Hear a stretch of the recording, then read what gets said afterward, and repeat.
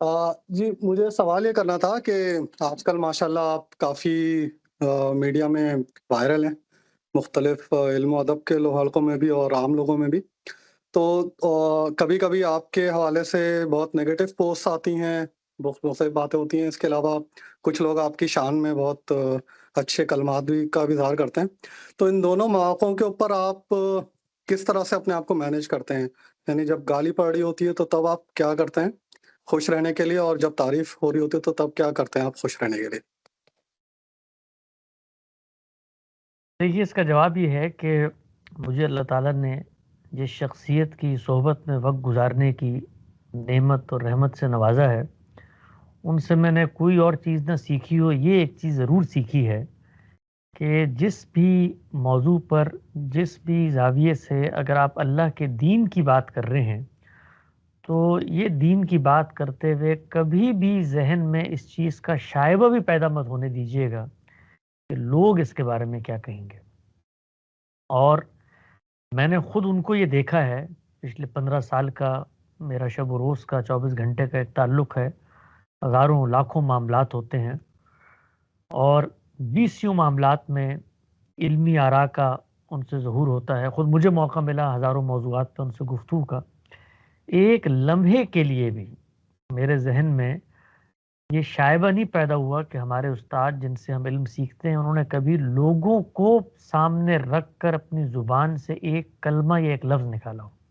कभी भी ज़िंदगी में, जो मैंने देखा और फिर जब मैंने उनकी हिस्ट्री और माज़ी का मुताला किया, वो इससे बिल्कुल बेनियाज़ होके वो बात कहते हैं जो बात उनको दुरुस्त लगती है।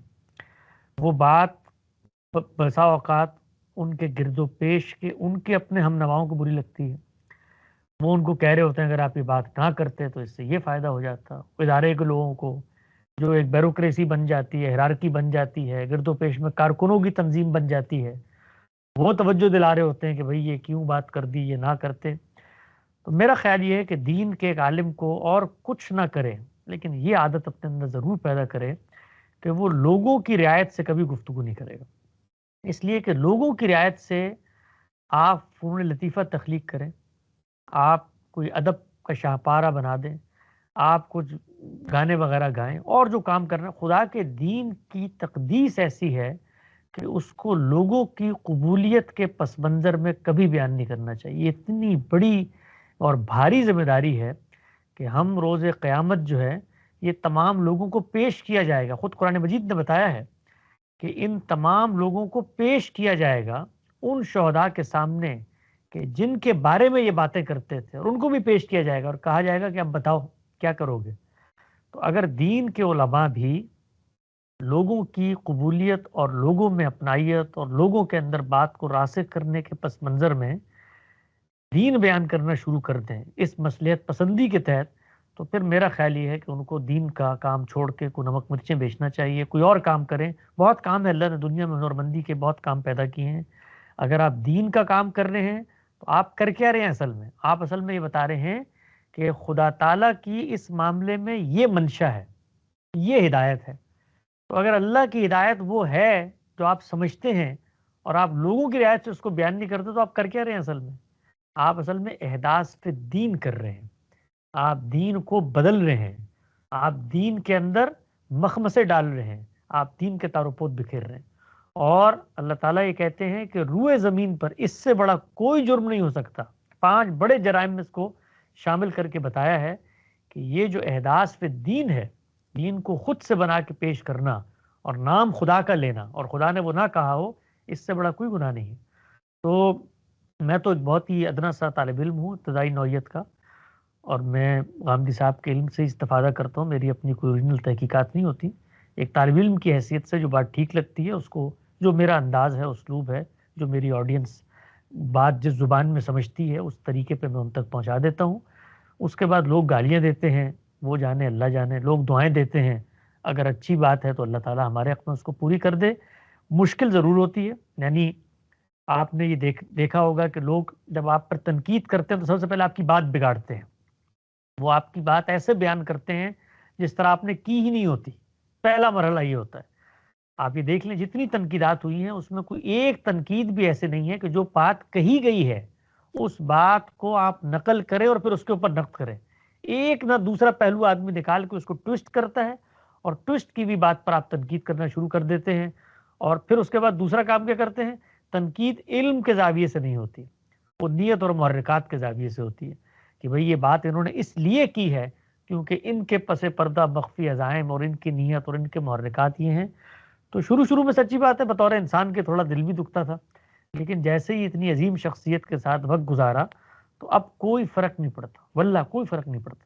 اور یہاں تک بھی فرق نہیں پڑتا کہ خود جب کوئی مذہبی فکر ڈیولپ ہوتی ہے نا تو اس کے اندر کارکنان کی اور اس طرح سے اس کے محسنین کی جماعتیں بننا بھی شروع ہو جاتی ہیں. خود ہماری اپنے فکر کے ساتھ ہی معاملہ ہے, بہت سارے لوگ ہیں وہ اس فکر کے ساتھ ایفیلیشن کا اظہار کرتے ہیں, ان کا دل دکھتا ہے جب سوسائٹی میں یہ فکر کہیں اس طریقے سے منفی طور پہ زیر بحث آئے تو وہ مطالبہ کرتے ہیں کہ آپ اس طرح کی بات. تو کارکنوں, مذہبی کارکنوں کی نفسیات میں یہ چیز پیدا ہو جاتی ہے, وہ اسی طرح کی وحدت چاری ہوتی ہے. لیکن ہم لوگ جو دین کی ارج لے کر آئے ہیں اس طرف, ان کے پیش نظر کچھ نہیں ہے. یہ سارے کے سارے لوگ کل گاندھی صاحب کو چھوڑ جائیں, یہ المورد کا خاتمہ ہو جائے, یہ کارکنان اس کا حصہ نہ بنے, وی ڈونٹ کیئر. سچی بات, مجھے کوئی فرق نہیں پڑتا. یہاں تک کہ کل ہمارا اپنا ادارہ آگے بڑھ کے کہے کہ جی ہم آپ کی آراء کا سہارا نہیں لے سکتے, ہوں گے السلام علیکم جی, ہم کسی اور پلیٹ فارم پہ جا کے بات کریں گے, سڑک پہ کھڑے ہو کے منادی کریں گے. ان چیزوں سے جب تک کوئی صاحب علم یا کوئی طالب علم اوپر نہیں اٹھتا, اس کو دین کا کام نہیں کرنا چاہیے. اور میں آپ کو بتاؤں, میں مذہبیت کی کوکھ میں پیدا ہوا ہوں. میں ان لوگوں کو جن کو کروڑوں لوگ فالو کرتے ہیں ان کے ساتھ میں نے وقت گزارا ہے, ہمارے اعزہ ہیں, اقربا ہیں. میں نے دیکھا ہے کہ وہ دل میں جس بات کو بیان کرنا چاہتے ہیں, حق سمجھتے ہیں, سچ سمجھتے ہیں, صرف اس خوف سے نہیں بیان کر پاتے کہ لوگ کیا کہیں گے. تو اس طریقے سے پھر دین کی جو اصل حقیقت ہے وہ گم ہو جاتی ہے. اور یہ بھی ہمیں پتا ہے کہ جس نسل میں ہم کام کر رہے ہیں وہ نسل ایک دو دن میں وجود پذیر نہیں ہوئی ہے. یہ نسل پچھلے 150-200 سال سے اپنے تہذیبی بحران اور انقطاع میں کھڑی ہوئی ہے, اور یہ اپنی امت کی علمی روایت سے بھی کٹ چکی ہے. اور جو ایجیٹیشن کی, لڑائی کی, مخاصمت کی, رد عمل کی اور تنی کی فضا مذہبی قیادت نے یہاں کی مسلمانوں میں پیدا کی ہے, اس کے نتیجے میں یہ اخلاقی طور پر زوال یافتہ ہے کہ اس مقام پر پہنچ چکے ہیں کہ یہ اپنوں کو نہیں چھوڑتے, اپنے محسنین کو نہیں پہچانتے, ان کی پگڑی پونجی سر بازار نیلام کرتے ہیں. تو اس انحطاط پر مبنی قوم میں کھڑے ہوئے ہم. تو شروع میں تو توقع بھی ہوتی تھی, امید بھی ہوتی تھی, اب تو وہ بھی ہٹ گئی ہے. اب تو یہ توقع بھی نہیں ہے کہ جی اب کوئی تبدیلی آ جائے, یا مثال کے طور پہ ہماری قوم ان حقائق کو علم اور اخلاق کی بنیاد پہ سمجھنے کا کوشش کرے. اب دل سے بالکل وہ شائبہ بھی گاندھی صاحب کی صحبت میں نکال دیا ہے.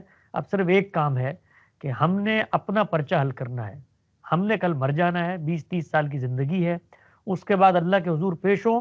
غلطی ہم بھی کر سکتے ہیں, ہم نے کبھی یہ دعویٰ نہیں کیا کہ جی کوئی حق بات ہے جو ہماری زبان پہ نازل ہو جاتی ہے, اور کبھی کبھی حکمت عملی کی غلطی بھی ہو جاتی ہے, انداز بیان لب و لہجے کی غلطی بھی ہو جاتی ہے. بحیثیت انسان جو بشری کمزوریاں ہیں وہ ہمیں بھی لاحق ہیں, لیکن مدعا کے لحاظ سے جس چیز کو جس وقت درست سمجھیں گے اس وقت بیان کریں گے, لوگ گالیاں دیں یا لوگ دعائیں دیں.